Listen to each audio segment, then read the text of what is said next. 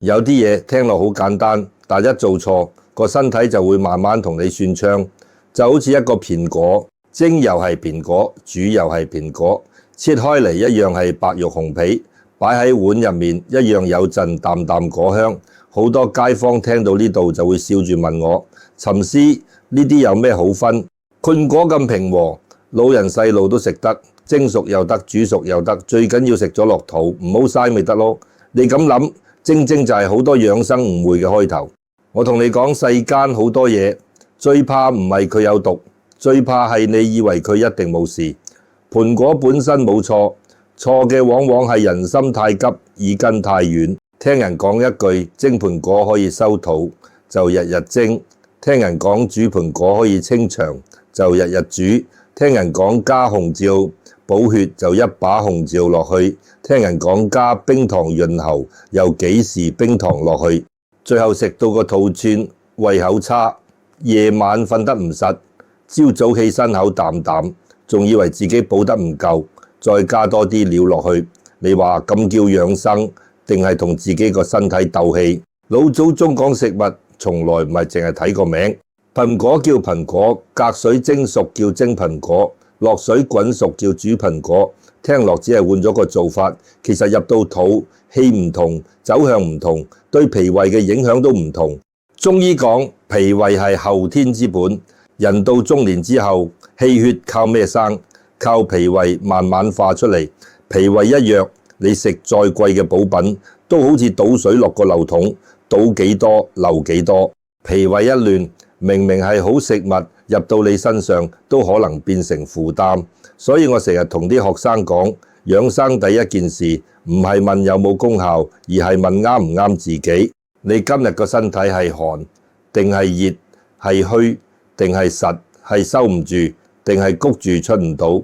你連自己個身體而家想要乜都唔知，就跟住人哋一碗湯、一條片、一句偏方去食，咁同夜晚唔睇路亂行有咩分別？有年冬天，我喺茶樓飲茶，隔離台有個老街坊見到我就笑住叫我一聲：飛哥，依家網上好多人講蘋果，一個話蒸蘋果救命，一個話煮蘋果傷身，搞到我老婆驚到連蘋果都唔敢買。你講句公道說話，到底蒸好定係煮好？我聽完笑一笑，倒咗杯熱茶，冇即刻答佢。我望住窗外陣風，慢慢同佢講：細叔，天下間最害人嘅說話，往往唔係假話，而係講得太絕對嘅半句真話。蒸蘋果有蒸蘋果嘅好處，煮蘋果有煮蘋果嘅用處，但一離開咗人，一離開咗時間，一離開咗分量，一離開咗你當下個脾胃狀態，乜嘢功效都會變微。你話一個補，一個瀉，一個救命，一個傷身，咁講係夠嚇人、夠吸引，但未必夠負責。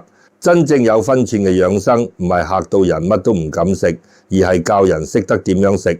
你睇易經，最重要唔係神神化化，而係兩個字：變通。天地有陰陽，四季有寒暑，人生都有虛實寒熱。夏天同冬天唔同，老人同後生唔同，肚腩同便秘唔同，胃寒同胃火亦都唔同。同一隻全果落喺唔同人身上，喺唔同時候用唔同做法，結果就可以完全唔同。呢個就係食物入面嘅陰陽。好多人以為蒸蘋果就一定補，其實所謂補唔係塞嘢入去就叫補。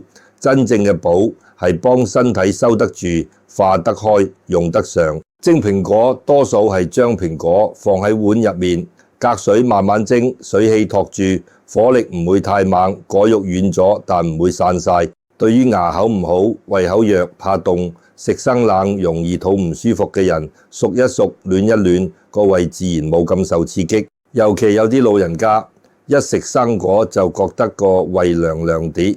肚入面好似有陣風走嚟走去，你叫佢硬食生蘋果，佢未必受得住，但蒸熟少少，慢慢食果肉，反而容易入口。但你話蒸蘋果一定救命，咁又講過咗，世上冇一碗蘋果可以包治百病。你真係肚令得犀利，又發燒，又脫水，又肚痛，甚至有便血，仲喺度靠蒸蘋果頂住唔處理，咁唔係養生，係同自己條命開玩笑。養生最緊要係知分寸，急嘅問題要急住處理，慢嘅虛弱先慢慢調。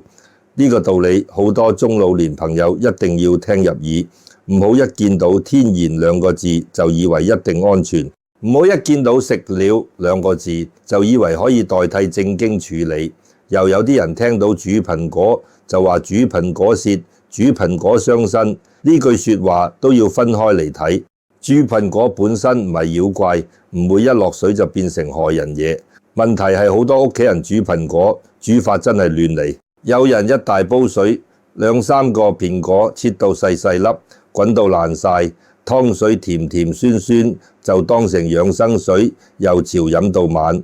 有啲人仲加冰糖，覺得順；加紅，覺得補；加杞子，覺得明目；加桂圓，覺得養血。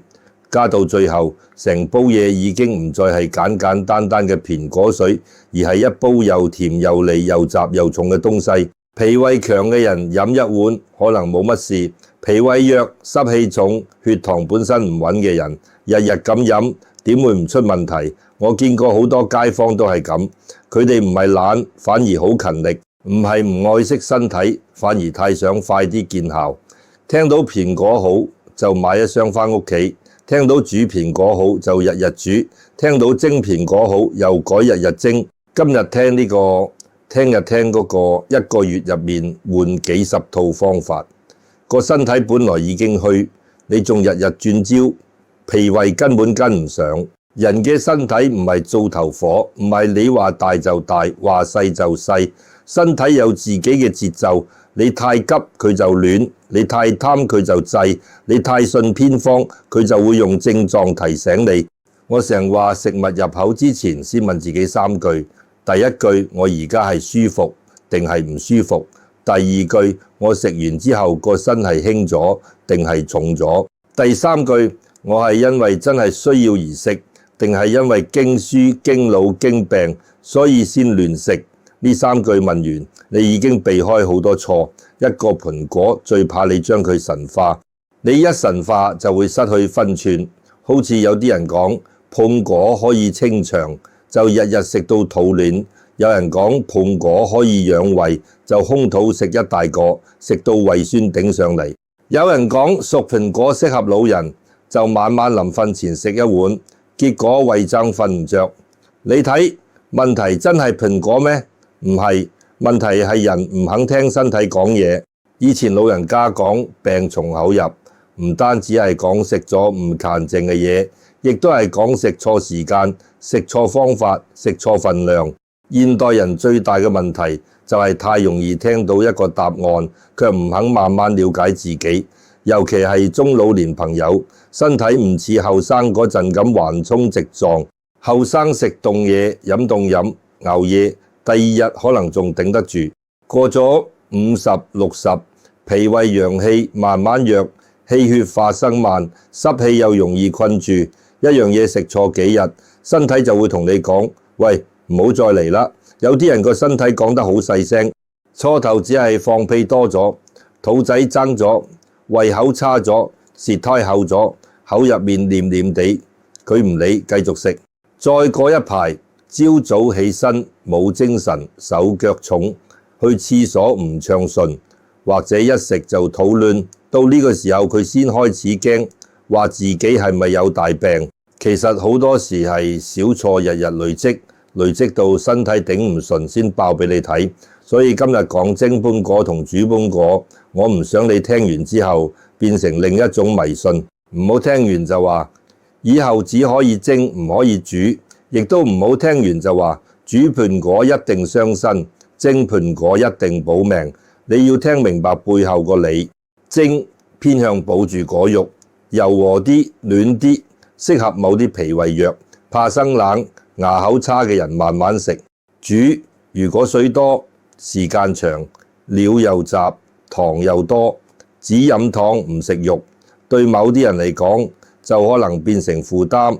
分別唔係一個字咁簡單，而係你有冇分寸。我見過最可惜嘅人唔係唔養生，而係養生養到驚青，見到咩都驚，聽到咩都試，今日怕濕氣，聽日怕寒氣，後日怕火氣，到最後餐台上每一樣嘢都變成壓力，飯唔敢食多，肉唔敢食，生果又驚寒，湯水又驚濕。你話咁樣點會有福氣？人食飯本來係養命，唔係客命。真正好嘅養生應該令你個心定啲，令你更識照顧自己，而唔係令你日日驚、日日亂、日日跟風。陳姨呢個人我記得好清楚，60幾歲住喺舊區，平時好慳家，買餸一定揀最實惠，對屋企人好上心。佢有個習慣，朝早5點幾就起身，先煲水，再抹台，跟住落街買餸。街坊都話佢手腳快，屋企打理得乾乾淨淨，仔女返嚟有熱飯食，孫仔返嚟有糖飲。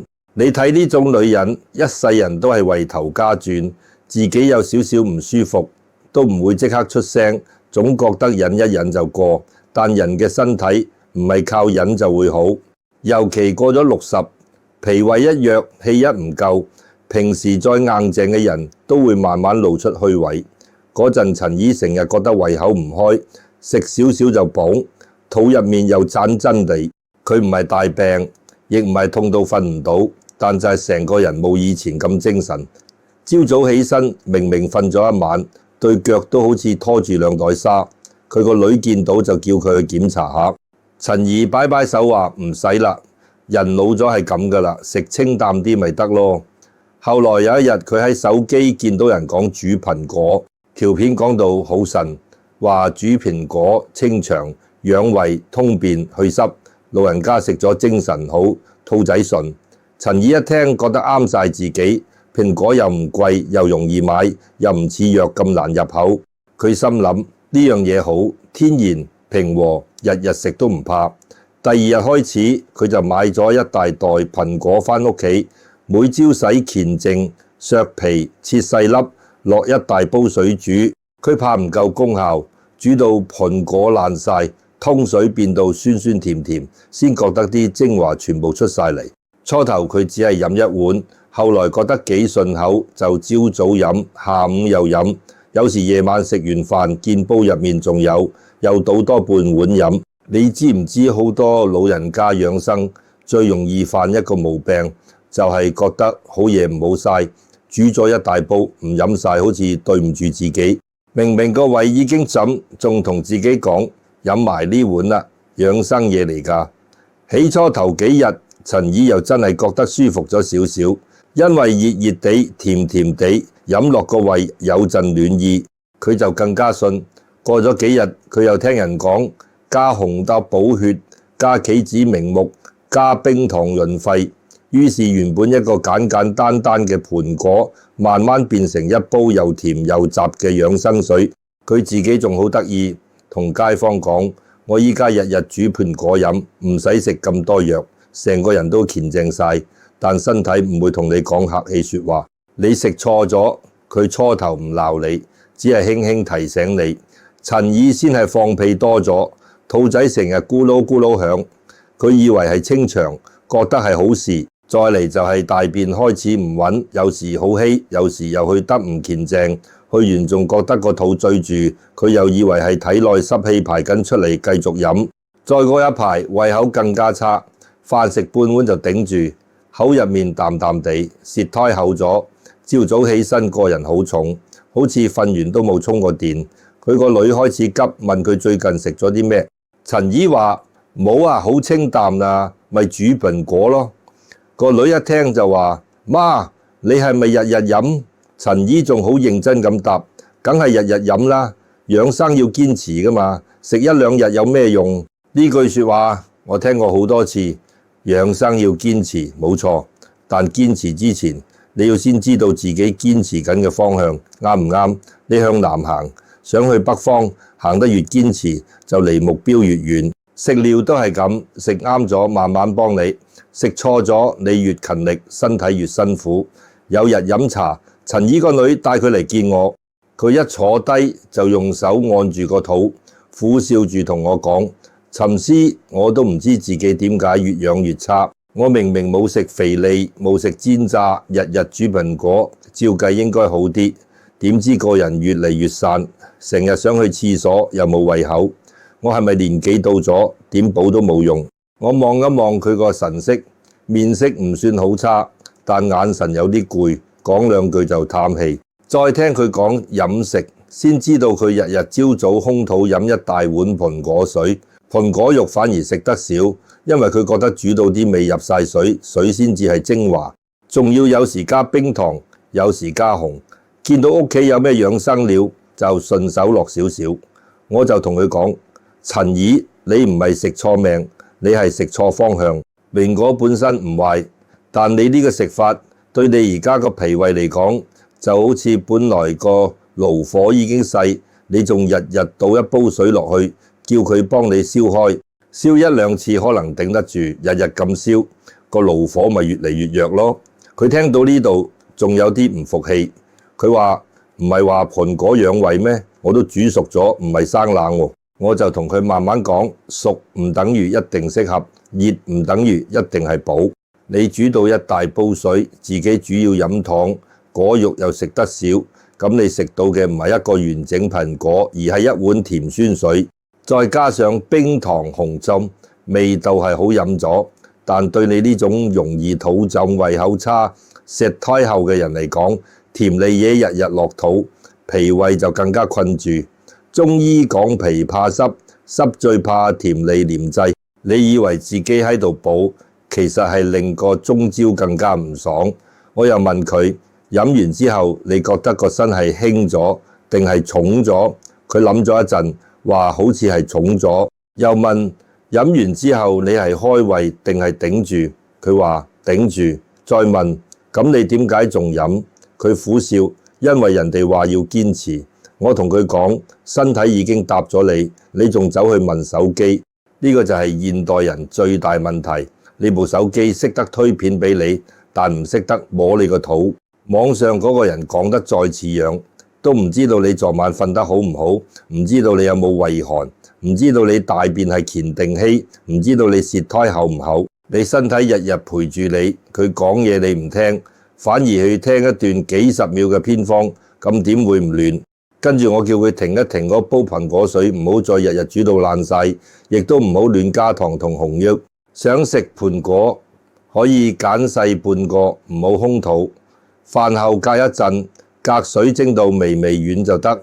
連果肉慢慢食，唔好當藥，唔好當神物。食完留意自己個胃，留意大便，留意第二朝起身嘅精神。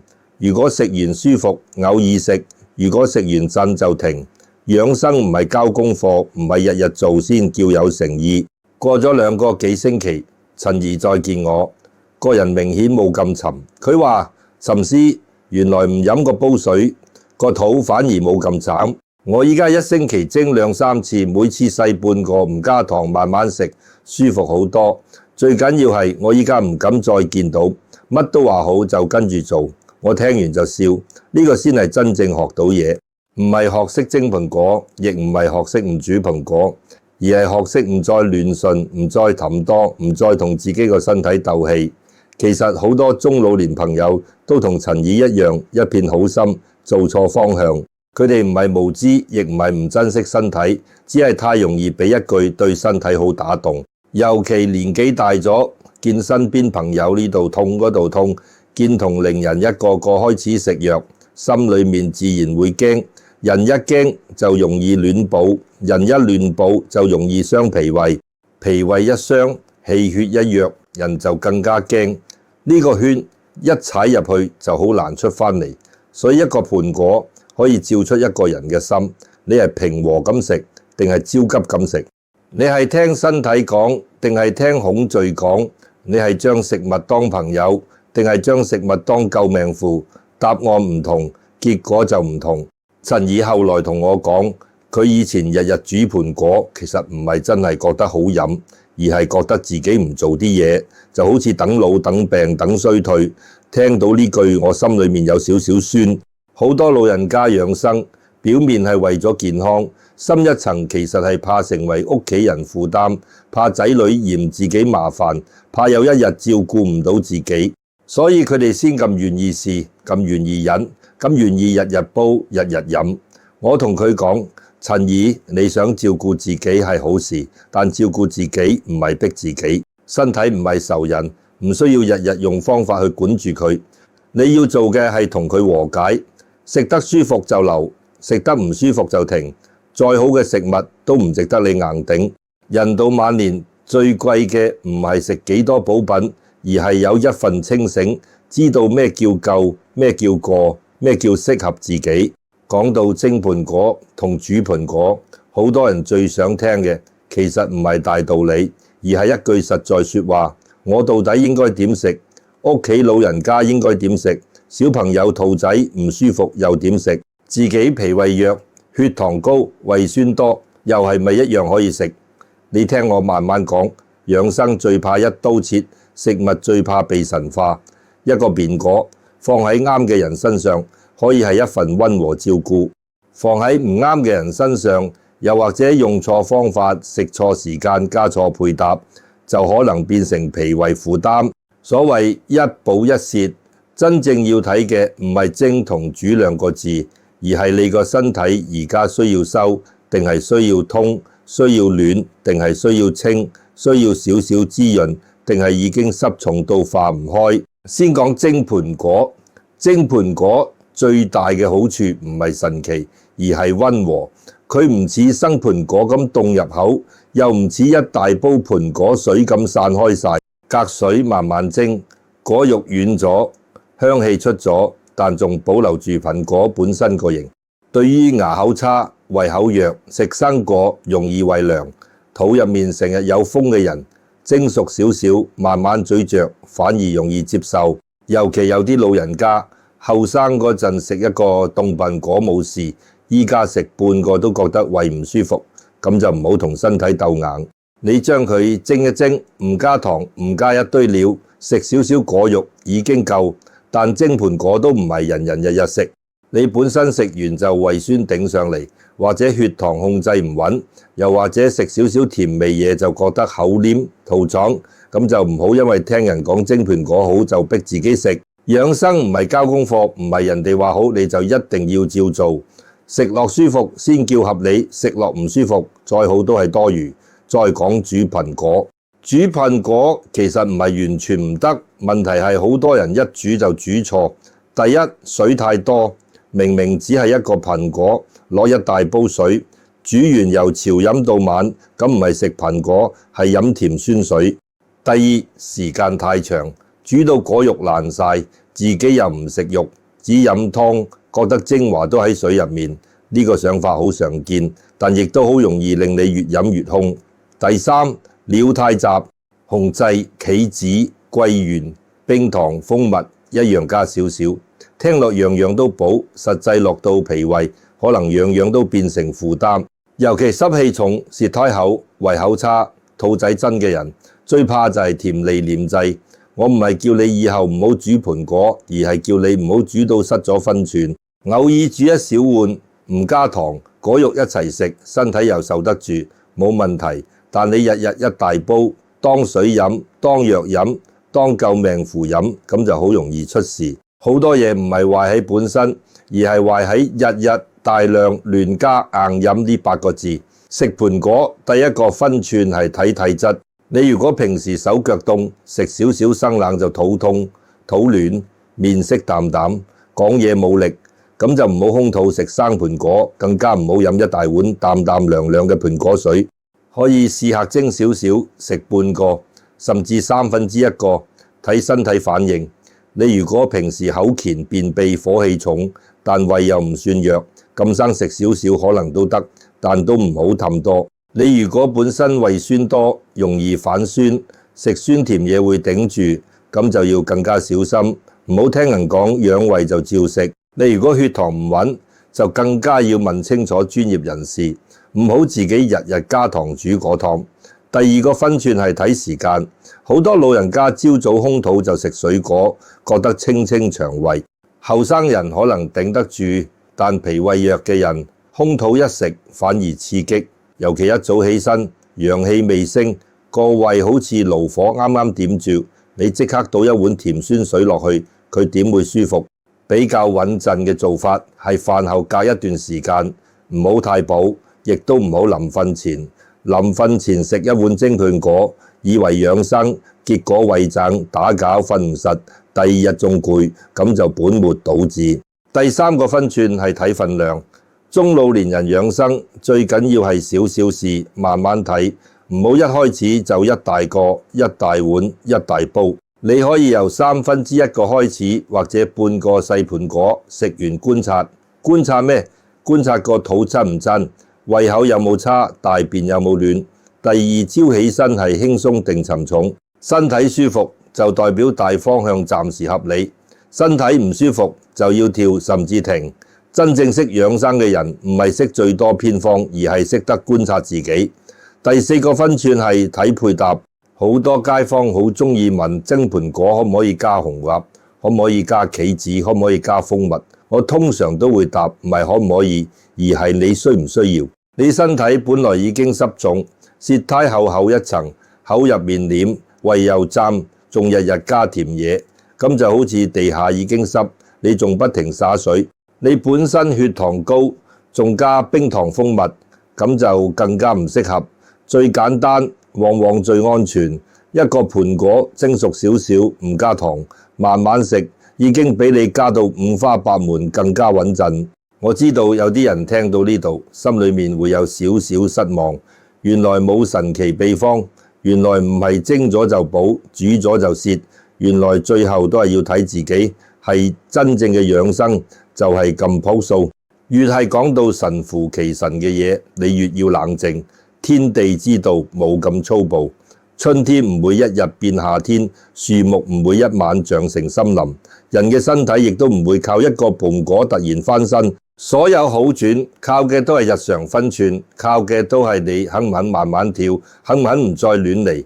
易經講中正，做人要中正，食嘢都要中正，太少冇用，太多成害，太寒傷陽，太熱傷陰，太清可能虛，太補又可能滯。中老年養生最重要就係唔好走極端。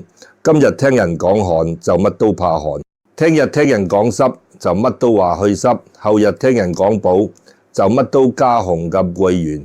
咁樣唔係養生，係俾恐懼鉗住個鼻走。我以前有個學生問我，陳師點樣先知道一樣食物係幫緊我定係害緊我？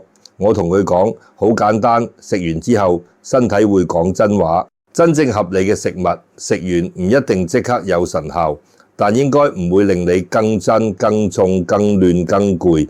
食完之後人舒服少少，個胃順少少，大便穩少少，精神定少少，呢啲就係身體話俾你聽，方向可以。食完之後肚轉、反酸、舌擰、口黏、瞓得差。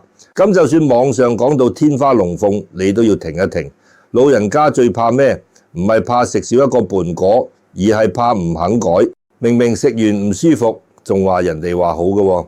明明個胃頂住，仲話養生要堅持。明明身體已經着紅燈，仲話我買咗咁多唔好嘥。我同你講，真正嘅浪費唔係倒咗一碗片果水，而係為咗一碗片果水，日日折磨自己個脾胃。錢可以再賺，盤果可以再買，但脾胃一旦長期搞亂，想調翻順就要花好多時間。所以今日呢番話，你唔好只係記住蒸好煮唔好咁簡單，你要記住4句話。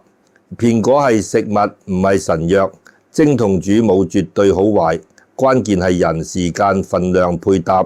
脾胃弱嘅人，少量溫和簡單，永遠比大量甜膩複雜更加穩陣。